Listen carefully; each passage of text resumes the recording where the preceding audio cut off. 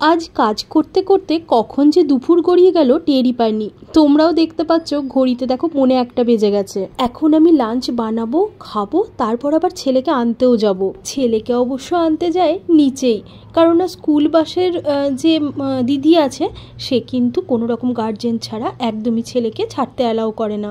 না হলে ন্যানো কিন্তু নিচে পার্কেও তো একাই খেলতে যায়, ইচ্ছা করলে ওপরে একা একা চলে আসতেই পারে। সকালের দিকে একটু টিপটিপ করে বৃষ্টি হচ্ছিল, কিন্তু বেলা বাড়ার সাথে সাথে দেখছি বৃষ্টিটা এখন আর হচ্ছে না। তবে বাইরে কিন্তু ভালো মেঘ হয়ে আছে।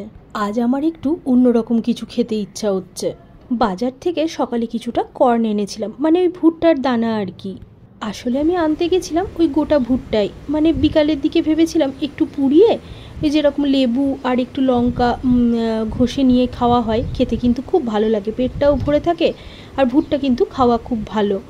তো তারপর গিয়ে দেখি ওই দোকানের মাসি কর্নগুলোকে ছাড়াচ্ছে। তো আমাকে বললো তুমি কি ছাড়ানো কর্ন নেবে? তো আমি বললাম ঠিক আছে তাহলে তাই দাও। আমি কিন্তু প্রেশার কুকারে ওই ভুট্টার দানাগুলোকে একটু সিটি মেরে রেখেছিলাম, ওর সাথে আমি কয়েক টুকরো আলুও কিন্তু সেদ্ধ করে রেখেছি। আমার আর ন্যানোর 2টো পরোটা বানাবো, তার জন্য এতটা আমার লাগবে না, যতটা লাগবে ততটা আমি মিক্সিতে নিয়ে নেব, আর বাকিটা আমি রেখে দেবো, অন্য কিছু একটা কাজে লাগাবো, সেটা অবশ্য তোমাদের সঙ্গে আমি শেয়ার করব। এখন আমি মিক্সিতে একটা হাফ আলু সেদ্ধ আর তার সাথে কিছুটা সেদ্ধ করে রাখা ওই কর্ন দিয়ে দিলাম, আর টেস্টের জন্য কয়েক টুকরো রসুন আর একটু লঙ্কা কুচি দিলাম। তোমরা যারা ঝাল খেতে ভালোবাসো তারা কিন্তু লঙ্কার পরিমাণটা একটু বেশি করে দেবে, কারণ এই ভুট্টার দানা কিন্তু একটু মিষ্টি মিষ্টি খেতে হয়, এর সঙ্গে ঝালের কম্বিনেশন দারুণ মানাবে।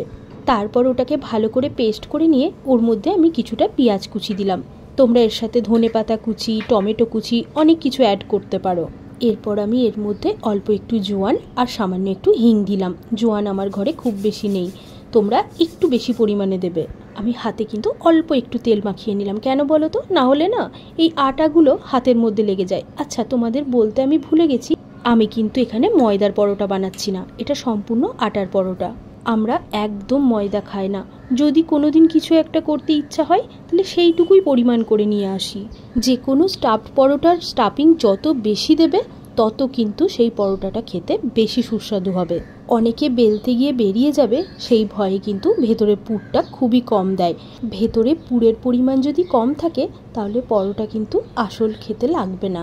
আর বেলার সময় সেটাকে যতটা বেশি বড় করে বেলবে তত সেই পরোটা নরম হবে বেশি, আর খেতে আরও ভালো লাগবে।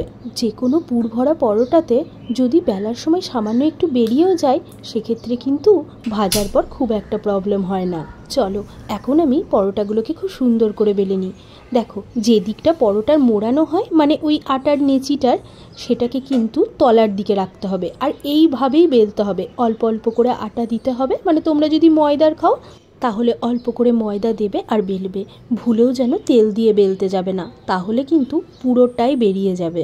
ন্যানোকে আজকে আমি সকালের ব্রেকফাস্টে স্যান্ডউইচ আর দুপুরের লাঞ্চে পনির রাইস করে দিয়েছি, মানে ওই পনির ফ্রাইড রাইস আর কি, সামান্য একটু ঘি দিয়ে। তো ওটাই নিয়ে গেছে, তো আশা করি ও ওটা খেতে পছন্দও করে, খেয়েও নেবে। সেই জন্য ওর জন্য আমি আরেকটা পরোটা বানিয়ে রাখছি, ওটা এসে যদি যখন ওর খিদে পাবে বিকালের দিকে ওটা তখন ওকে আমি দিয়ে দেব।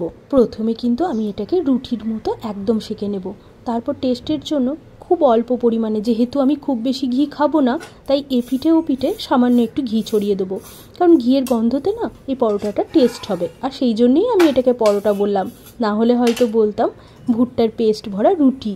এমন পুর ভরা পরোটাগুলো না টক দই দিয়ে খেতেই আমার বেশি ভালো লাগে, কিন্তু যেহেতু আমরা সবাই সবেমাত্র জ্বর থেকে উঠলাম আর এখানকার ওয়েদারের সাথে না আমাদের কলা টক দই একদম স্যুট করছে না, ডাক্তার আমাদেরকে একদম বারণ করেছে এখন এইসব খাওয়ার জন্য।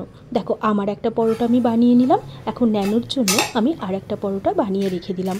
এই কারণে আমি ওর জন্য বানিয়ে রেখে দিলাম কারণ ও না গরম খেতে পারে না, একটু কেনা আচার আছে ওটা দিয়েই খাবো, যেহেতু টক দই আমি খেতে পারবো না।